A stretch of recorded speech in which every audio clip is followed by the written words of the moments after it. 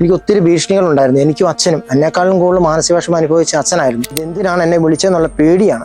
അച്ഛൻ അന്നേരം മിണ്ടാൻ പറ്റുന്നില്ല. അച്ഛൻ കൈയും കൊണ്ട് ആംഗ്യ ഭാഷയിലാണ് ഈ തിരുവോസ്തിയിലൂടെ എന്നെ കാണിച്ചു തരുന്നത്. പിന്നെയാണ് അച്ഛൻ എന്നോട് പറയുന്നത്, നിന്റെ ഈ പ്രശ്നത്തിൽ നീ മാനസികവിഷമം അനുഭവിച്ച് നീ എന്തെങ്കിലും ചെയ്തു കൂട്ടുമോ എന്നുള്ള പേടിയിലാണ് മോനെ നിന്നെ ഞാൻ ഇടയ്ക്കിടയ്ക്ക് വിളിച്ചുകൊണ്ടിരുന്നതെന്ന്. നമുക്ക് രണ്ടുപേർക്ക് മരിക്കേണ്ടി വന്നാലും ബാക്കിൽ മാറ്റം വരാൻ പാടില്ല മോനെ എന്ന് എന്നോട് പറയും. ഇത് ഈശോയുടെ തിരുമുഖം നമ്മൾ രണ്ടുപേരും നേരിട്ട് കണ്ടതാണ്. നമ്മുടെ മരണം വരെ നമ്മളതിന് സാക്ഷിയായിരിക്കും എന്നും പറഞ്ഞു. 2013 ദിവ്യകാരുണ്യ അത്ഭുതം നടന്ന സമയത്ത് ബഹുമാനപ്പെട്ട പതിക്കലച്ചൻ്റെ കൂടെ ഉണ്ടായിരുന്ന ദേവാലയ ശുശ്രൂഷയാണ് ഞാൻ. ശരിക്കും അച്ഛൻ അന്ന് ഇടവകയെ ചാർജ് എടുത്തപ്പം ഞാനുമായിട്ടുള്ള ബന്ധം അത്രമാത്രം ഇതായിരുന്നില്ല. കാരണം അച്ഛൻ എന്താണ് എന്ന് എനിക്കറിയാൻ പാടില്ലായിരുന്നു. പക്ഷെ ഏകദേശം ഒരാഴ്ചയ്ക്ക് ശേഷം അച്ഛനും ഞാനുമായിട്ടുള്ള ബന്ധം വളരെ ദൃഢമാവുകയായിരുന്നു. അച്ഛനും ഞാനുമായിട്ടുള്ള മുമ്പോട്ടുള്ള എൻ്റെ യാത്രയിൽ ഏകദേശം ഒരു അപ്പനും മോനും എന്ന രീതിയിലുള്ള ഒരു മുമ്പോട്ടുള്ള യാത്രയായിരുന്നു ഞങ്ങളുടെ. കാരണം ഞാൻ വിശുദ്ധ കുർബാനയിൽ സംബന്ധിക്കാൻ വേണ്ടി വെളുപ്പിനെ ഇവിടുന്ന് പോകുമ്പം അച്ഛൻ എന്നെ വിളിച്ച് എൻ്റെ കാര്യങ്ങളൊക്കെ അന്വേഷിച്ച് ഞാൻ വെളുപ്പിനെ വിശുദ്ധ കുർബാനയെല്ലാം എടുത്ത് വെച്ച് കഴിഞ്ഞതിന് ശേഷം അച്ഛൻ എന്നെ വിളിക്കും. അച്ഛൻ എന്നെ വിളിച്ച് അച്ഛൻ എന്നോട് പറയും, വാ കാപ്പി കുടിക്കാമെന്നും പറഞ്ഞ് അച്ഛൻ എന്നെ വിളിച്ചുകൊണ്ട് പോകുമായിരുന്നു. ആ സമയത്ത് എനിക്കൊരു പേടിയാണ്, ഉൾപേടിയാണ്. കാരണം അച്ഛൻ വന്നിട്ട് അത്രേ ആയുള്ളൂ. എന്താണ് അച്ഛൻ്റെ സ്വഭാവം എന്നൊന്നും എനിക്കറിയത്തില്ലായിരുന്നു. പക്ഷേ അച്ഛൻ്റെ ആ സ്നേഹവും വാത്സല്യവും ഒരാഴ്ച കൊണ്ട് ശരിക്കും എനിക്ക് മനസ്സിലാക്കാൻ സാധിച്ചത് വെളുപ്പിനെയുള്ള ഞാൻ സംസാരത്തിലൂടെയായിരുന്നു. അച്ഛൻ എന്നെ വിളിച്ച് കാര്യങ്ങളെല്ലാം സംസാരിക്കും. ആ സമയത്താണ് അച്ഛൻ വിശുദ്ധ കുർബാനയിൽ അന്ന് എന്തുണ്ടോ പരിപാടി, രാവിലെ വിശുദ്ധ കുർബാനയുടെ ശേഷം ഓഫീസ് ഉണ്ടോ, അങ്ങനെയുള്ള കാര്യങ്ങൾ സംസാരിക്കുന്നത് ഈ കാപ്പുടിയുടെ സമയത്താണ്. അതിനുശേഷം അച്ഛൻ പള്ളിയിലേക്ക് വന്നു കഴിഞ്ഞാൽ അച്ഛനോട് അക്ഷരം പോലും മിണ്ടില്ല. വളരെ ഭക്തിനിർഭരമായ രീതിയിൽ അച്ഛൻ അൽത്താരയിൽ വന്ന് വിശുദ്ധ കുർബാന അർപ്പണത്തിന് ശേഷം മാത്രം കാപ്പി കുടിക്കാൻ നേരത്താണ് അടുത്ത കാര്യങ്ങൾ എന്തെങ്കിലും ഉണ്ടെങ്കിൽ പറയുന്നത്. അച്ഛന് ഞാനായിട്ടുള്ള ബന്ധം എന്ന് പറഞ്ഞാൽ എനിക്ക് സത്യം പറഞ്ഞാൽ അച്ഛൻ്റെ മരണം എനിക്ക് താങ്ങാൻ പറ്റാത്ത ഒരു വേദനയോടെയാണ് ഞാൻ കടന്നു പോയത്. എൻ്റെ ഒരു വശം തളർന്നു പോയൊരവസ്ഥയിലാണ് ഞാൻ. കാരണം എൻ്റെ എല്ലാ കാര്യങ്ങളും ഞാൻ അച്ഛനോട് വിളിച്ചു ചോദിച്ചിട്ട് മാത്രമേ ഞാൻ എൻ്റെ എല്ലാ കാര്യങ്ങളും അച്ഛൻ ഇവിടുന്ന് പോയ സമയത്താണെങ്കിലും പോലും എൻ്റെ എല്ലാ കാര്യങ്ങളിലും ഞാൻ അച്ഛനോട് പങ്കിടുമായിരുന്നു. കാരണം എൻ്റെ ജീവിതത്തിലുണ്ടായിരുന്ന ഓരോ സംഭവ വികാസങ്ങളെല്ലാം തുടർന്ന് അച്ഛനുമായിട്ട് ഞാനുണ്ടായിരുന്ന 4 വർഷത്തെ ജീവിതം എന്ന് പറഞ്ഞാൽ എനിക്ക് വിവരിക്കാനുള്ള വാക്കുകളില്ല. അത്രമാത്രം സന്തോഷത്തോടെയായിരുന്നു. കാരണം അത്രമാത്രം കരുതലായിരുന്നു അച്ഛൻ എനിക്ക്. എന്ത് പ്രശ്നങ്ങളുണ്ടായാലും അച്ഛൻ എൻ്റെ കൂടെ തന്നെ ഉണ്ടായിരുന്നു. എവിടെ പോയാലും അച്ഛൻ എന്നെ കൂട്ടിക്കൊണ്ട് പോകും. അച്ഛൻ്റെ വണ്ടിക്ക് എന്നെ കൂട്ടിക്കൊണ്ട് പോകും. അച്ഛന് ഭക്ഷണം മേടിച്ചു തരും. അങ്ങനെയുള്ള ഒരു അപ്പനും മോനുമായിട്ടുള്ള ഒരു ബന്ധമായിരുന്നു ഞങ്ങൾ തമ്മിലുണ്ടായിരുന്നു. അതുപോലെ അച്ഛൻ ചികിത്സിക്കാൻ വേണ്ടി അച്ഛന് നടുവിന് സുഖമില്ലാതെ ചികിത്സിക്കാൻ പോകുന്ന സമയത്ത് അച്ഛൻ പെരുമ്പടവിൽ കിടന്ന് ചികിത്സിക്കുന്ന സമയത്ത് പോലും അച്ഛൻ്റെ എല്ലാ ശുശ്രൂഷയിലും ഞാൻ മാത്രമായിരുന്നു ഉണ്ടായിരുന്നത്. അച്ഛൻ്റെ കുഴമ്പ് തേക്കാനും മറ്റും എല്ലാ കാര്യങ്ങളും എന്ന് പറഞ്ഞാൽ ഒരു അപ്പനും മോൻ ചെയ്തു കൊടുക്കുന്ന ഒരു രീതിയിലുള്ള എല്ലാ രീതിയിലും ഞാൻ അച്ഛനെ സഹായിച്ചു. അതുപോലെ തന്നെ അച്ഛനും എന്നോട് മോൻ്റെ രീതിയിലാണ് അച്ഛൻ എന്നോട് ഇന്നീ നിമിഷം വരെ അച്ഛനുമായിട്ട് മുഖം കറുപ്പിച്ചൊരു വർത്താനം പറയാനുള്ള വാക്കോ ഇടവർത്താനോ എനിക്ക് സാധിച്ചിട്ടില്ല. അച്ഛൻ എപ്പം വിളിച്ചാലും മോനെ മോനെ എന്ന് വിളിക്കും. ഞങ്ങൾ അച്ഛൻ ചിലപ്പം ചില സമയത്ത് പെട്ടെന്നൊരു ഇങ്ങനെ ദേഷ്യം വരുന്ന പ്രകൃതിയുള്ള ഇതാണ്. ആ സമയത്ത് അച്ഛൻ എന്നോട് ദേഷ്യപ്പെട്ടിരും ഞാൻ മെല്ലെ കടയിലേക്ക് ഇറങ്ങിപ്പോകും. എന്നെ കാണാതെ വരുമ്പോഴത്തേന് എടാ ചെറുക്ക അല്ലെ മോനെ എന്നും പറഞ്ഞ് പള്ളിക്ക് ചുറ്റും. അന്നേരം അച്ഛൻ ഞാൻ ഇവിടെ ഉണ്ടെന്ന് പറഞ്ഞു, നീ എവിടെ പോയതാടാന്ന് ചോദിച്ചാൽ എന്നെ വിളിക്കും.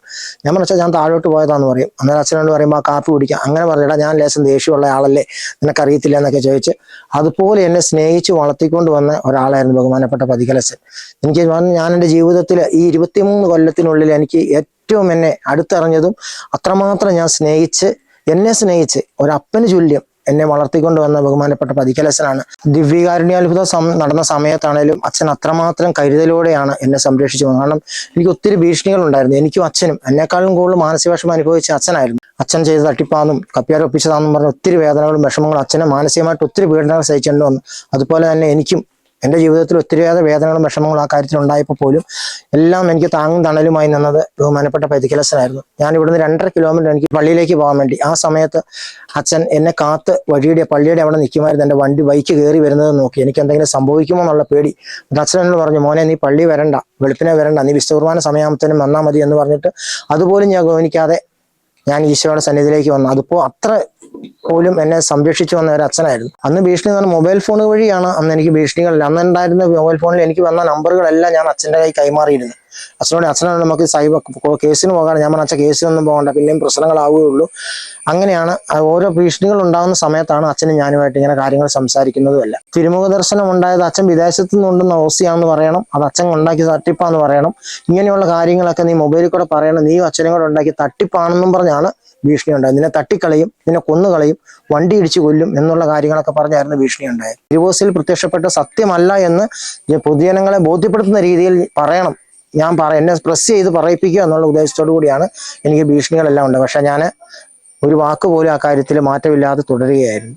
അച്ഛൻ എന്നോട് പറഞ്ഞത് എന്ന് വെച്ചാൽ, നമുക്ക് രണ്ടുപേർക്ക് മരിക്കേണ്ടി വന്നാലും ബാക്കിൽ മാറ്റം വരാൻ പാടില്ല മോനെ എന്ന് എന്നോട് പറയും. ഇത് ഈശോയുടെ തിരുമുഖം നമ്മൾ രണ്ടുപേരും നേരിട്ട് കണ്ടതാണ്, നമ്മുടെ മരണം വരെ നമ്മൾ അതിന് സാക്ഷിയായിരിക്കും എന്നും പറഞ്ഞു. പതിക്കലച്ചന്റെ വിശുദ്ധ കുർബാന എന്ന് പറഞ്ഞാൽ വളരെ ഭക്തി നിർഭരമായ ഒരു കുർബാനയായിരുന്നു. എൻ്റെ ജീവിതത്തിൽ ഞാൻ ഈ പ്രായത്തിൽ അർപ്പിച്ചതിൽ വെച്ച് 4 കൊല്ലം പതിക്കലച്ചനുമായിട്ടുള്ള വിശുദ്ധ കുർബാനയിൽ ദൈവത്തിന്റെ ഏറ്റവും അനുഗ്രഹപ്രദമായ ഒരു ജീവിതമായിരുന്നു 4 വർഷത്തേത്. അച്ഛൻ എത്രമാത്രം ഭക്തി നിർഭരമായ ഒരു വിശുദ്ധ കുർബാനയായിരുന്നു എന്ന് അത് അനുഭവിക്കുന്നവർക്ക് മാത്രമേ സാധിക്കുകയുള്ളൂ. കാരണം അത്രമാത്രം വിശുദ്ധമായ ഒരു കുർബാനയായിരുന്നു അച്ഛൻ. അതാണ് അച്ഛന് വേണ്ടി ഈശോ മുഖം നൽകിക്കൊണ്ട് തിരുമുഖം നൽകി അച്ഛനെ അനുഗ്രഹിച്ചതെന്നാണ് ഞങ്ങളുടെ എല്ലാം വിശ്വാസം. ആ വിശുദ്ധ കുർബാനയുള്ള ഭക്തി അത്ര തീവ്രമായിരുന്നു അച്ഛൻ്റെ. ആ ഭക്തി വളർന്നു വരുവാനും എനിക്ക് സാധിച്ചു. അതുപോലെ തന്നെ അച്ഛനെ കാണാനും, അച്ഛൻ രോഗാവസ്ഥയിലായിരുന്ന സമയത്ത് എന്നെ വിളിച്ചു. ഒരു പ്രാവശ്യം അച്ഛൻ ഇടവകയിൽ, ഓടന്തോട് ഇടവകയിലേക്ക് എന്നെ വിളിച്ചു. ഞാൻ അച്ഛനെ പോയി കണ്ടു. അച്ഛനെ പോയി കണ്ട സമയത്ത് അച്ഛൻ എന്നോട് പറഞ്ഞു, എടാ എൻ്റെ കാര്യം പോക്ക, ഞാനിങ്ങനെ അസുഖബാധിതനായി, നീ എന്നെ കാണാൻ വരുമോ മോനെ എന്ന് ചോദിച്ചു. ഞാൻ പറഞ്ഞു, അച്ഛൻ എപ്പം വിളിച്ചാലും ഞാൻ വരും, അച്ഛൻ എവിടെ വിളിച്ചാലും ഞാൻ വരും. അത് കഴിഞ്ഞ് ഞാൻ അവിടുന്ന് അച്ഛനെ വെച്ചിട്ട് കരയൊക്കെ ചെയ്തു. അത് കഴിഞ്ഞ് അച്ഛൻ എന്നെ വിട്ടു. ഞാൻ ഇവിടെ വന്ന് അച്ഛൻ, ഞാനും എൻ്റെ ഭാര്യയും കൂടെ കരിവഞ്ചാൽ ആശുപത്രിയിൽ അച്ഛനായിരുന്ന സമയത്ത് പോയി. അച്ഛനൊന്നും പറയാൻ മേലാത്ത അച്ഛൻ ഭയങ്കര കരച്ചിലാണ് എൻ്റെ കയ്യെ പിടിച്ചിട്ട്. അവസാനം ചേച്ചി എന്നോട് പറഞ്ഞു, വിൽസം പൊക്കൂ എന്ന് പറഞ്ഞ് എന്നെ അച്ഛൻ്റെ അടുത്ത് പറഞ്ഞു. അത്രമാത്രം ഞാനും അച്ഛനുമായിട്ടുള്ള അഭേദ്യമായ ബന്ധമായിരുന്നു. വിശുദ്ധ കുർബാനയിൽ ഈശോയുടെ തിരുമുഖം പ്രത്യക്ഷപ്പെട്ട ആ സമയത്ത് അതിന് പ്രത്യക്ഷപ്പെടുന്നതിന് ഏകദേശം ഒരു പരിശുദ്ധാത്മാവെ എഴുന്നള്ളി വരണമേ എന്നുള്ള പ്രാർത്ഥനയ്ക്ക് മുമ്പ് അച്ഛൻ വളരെ അസ്വസ്ഥനായിട്ടാണ് ഞാൻ കാണാൻ സാധിച്ചത്. അച്ഛനെ ആകപ്പാടെ വിയർക്കുന്നു. അച്ഛനൊരു എന്തോ ഒരു ക്ഷീണം പിടിച്ച രീതിയിൽ അച്ഛൻ ഇങ്ങനെ അൾത്താരയിൽ നിന്ന് വിശുദ്ധ കുർബാന അർപ്പിക്കാൻ പറ്റാത്ത രീതിയിൽ വിശുദ്ധ കുർബാനയിൽ ഈശോയുടെ തിരുമുഖം കണ്ടതിന് ശേഷം അച്ഛന് ആകപ്പാടെ ഒരു അസ്വസ്ഥതയാണ് ഞാൻ കാണുന്നത്. അതിനുശേഷമാണ് അച്ഛൻ എന്നെ വിളിക്കുന്നതും ഇതെന്താണെന്ന് എന്നോട് ചോദിക്കുന്നത്. ഞാൻ ഈശോയാണെന്ന് അച്ഛനോട് ഞാൻ പറയുകയാണ്. അച്ഛൻ ഈശോയോ എന്ന് ചോദിക്കുകയാണ്. ആ സമയത്ത് അച്ഛൻ എന്ന് പറഞ്ഞാൽ അച്ഛൻ അല്ലാത്ത ഒരു രീതിയിൽ അച്ഛൻ അങ്ങോട്ട് ആകപ്പാടെ ഒരു അസ്വസ്ഥത കാണിക്കുന്ന ഒരു അവസ്ഥയായിരുന്നു. കാരണം ഭയങ്കര ക്ഷീണിതനായി വേർത്തൊഴുകി ആകപ്പാടെ ഒരു അസ്വസ്ഥത അച്ഛന് ആകപ്പാടെ ഒരു അസ്വസ്ഥതമായ ഒരു അവസ്ഥയിലേക്ക് ആണ് കാണാൻ സാധിച്ചത്. ഈ വിശുദ്ധ കുർബാന തിരുമുഖ ദർശനം കണ്ടതിന് ശേഷം അച്ഛൻ്റെ ജീവിതത്തിൽ വന്ന മാറ്റം എന്ന് വെച്ചാൽ അച്ഛനുണ്ടായിരുന്ന ആ ദിവ്യകാരുണ്യ ഭക്തി കൂടുതൽ വർദ്ധിച്ചു വരുന്നതായിട്ടാണ് എനിക്ക് കാണാൻ സാധിച്ചത്. കാരണം ഈശോയോട് കൂടുതൽ അച്ഛൻ അടുത്തടുത്ത് വരികയാണ്. കാരണം പള്ളി കയറിയിരുന്ന ഈശോയുടെ തിരുമുഖത്തിന് മുമ്പിൽ അൾത്താര മുമ്പിൽ വന്ന് വളരെ ഭക്തിയോടുകൂടി എന്നുള്ള പ്രാർത്ഥനയും കൂടെ അൾത്താരെ വന്നിട്ട് ഈശോയുടെ അടുത്ത് വന്നിരിക്കുന്ന ആ രംഗം എല്ലാം കാണുമ്പോൾ അച്ഛനിൽ നിന്ന് വന്ന ഒരു ഒത്തിരി ദൈവാനുഗ്രഹം തമ്പുരാൻ മുഖേന ഈ ഇടവയ്ക്ക് നൽകിക്കൊണ്ടിരിക്കുന്ന വലിയൊരു കൃപയ്ക്ക് വേണ്ടിയാണ് അച്ഛൻ്റെ തിരുമുഖം പ്രത്യക്ഷപ്പെട്ടത് എന്നാണ് എനിക്ക് ബോധ്യമായത്. തിരുപ്പട്ടം സ്വീകരിച്ചതിന് ശേഷം അന്നു മുതൽ എത്ര കുർബാന ചൊല്ലിയോ ആ കുർബാനയുടെ എണ്ണം ഇടവക ജനങ്ങൾക്ക് മുമ്പിൽ പറയുമായിരുന്നു. ശരിക്കും അച്ഛൻ്റെ ജീവിതം എന്ന് പറഞ്ഞാൽ ഒരു വിശുദ്ധമായ ജീവിതമായിരുന്നു. പക്ഷെ ആൾക്കാരുടെ മുമ്പിൽ കുറ്റങ്ങളും കുറവുകളും ഉണ്ടായിരുന്നുവെങ്കിലും എൻ്റെ അനുഭവത്തിൽ അച്ഛൻ ഒരു വിശുദ്ധനായ മനുഷ്യനാണ്. അത്രമാത്രം വിശുദ്ധിയോടുകൂടി വിശുദ്ധ കുർബാനയിൽ അച്ഛനുണ്ടാകുന്ന ആ ഭാഗഭാഗത്വവും ആ വിശുദ്ധ ബലിയിൽ അർപ്പിക്കുന്ന ആ ഭക്തിയും ആ ദൈവത്തോടുള്ള സ്നേഹവും ആ കരുണയും കാണുമ്പോൾ നമുക്കറിയാം അച്ഛൻ എത്രമാത്രം ദൈവത്തോട് അടുത്തുള്ള ഒരു മനുഷ്യനാണെന്നും ദൈവവുമായിട്ടുള്ള എത്രമാത്രം ഐക്യത്തിൽ വളരുന്ന ഒരാളാണെന്നും നമുക്ക് അച്ഛൻ്റെ വിശുദ്ധ കുർബാനയോടെ എനിക്ക് അനുഭവപ്പെട്ടതാണ്. അതുകൊണ്ട് അച്ഛൻ ഒരു വിശുദ്ധനാകും എന്നുള്ള ഉറച്ച വിശ്വാസത്തിലാണ് ഞാൻ ഇന്നും ഇപ്പോഴും നിൽക്കുന്നത്.